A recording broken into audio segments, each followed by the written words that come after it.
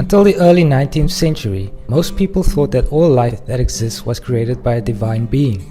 However, by the late 18th century, scientists had begun to form new ideas about the origins of life based on new discoveries about the age of rocks and the fossils that were discovered within them. When the first fossils were discovered, it was assumed that they were the remains of animals and plants that were still in existence.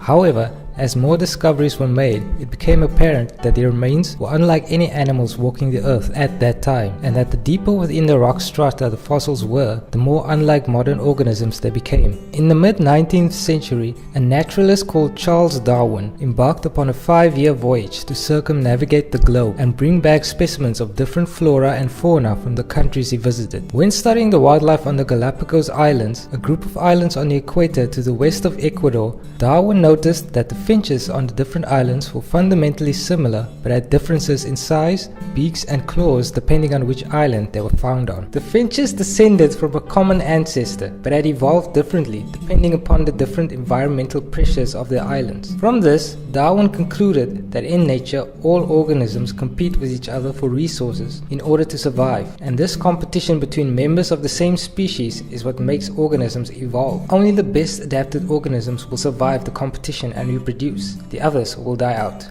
Darwin called this process natural selection, and he published his ideas in a book called On the Origin of Species. If you want to learn some more about Darwin's finches, watch our video titled Darwin's Finches and Natural Selection. Building on this work, comparative anatomy is the comparison of the structures of different animals. These comparisons can tell us a lot about how they are related. For example, chimpanzees, horses, bats and dolphins all have the same basic skeleton, although they live very different lifestyles. Analysis of fossils by scientists in the 18th and 19th centuries and by modern-day paleontologists has provided further evidence for Darwin's ideas about evolution being a process of natural selection, with the best adapted organisms surviving the competition for resources.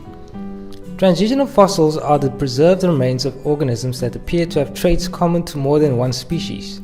People are always surprised to hear that whale ancestors were actually land mammals, who then evolved back into being water dwellers.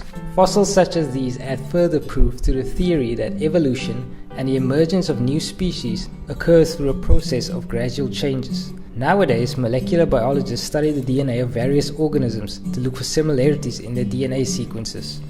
The more similar their DNA is, the more closely related two species are. Using these techniques, biologists can be certain that humans and chimpanzees have evolved from a common ancestor over several million years, thought to be about 6 to 7 million years ago.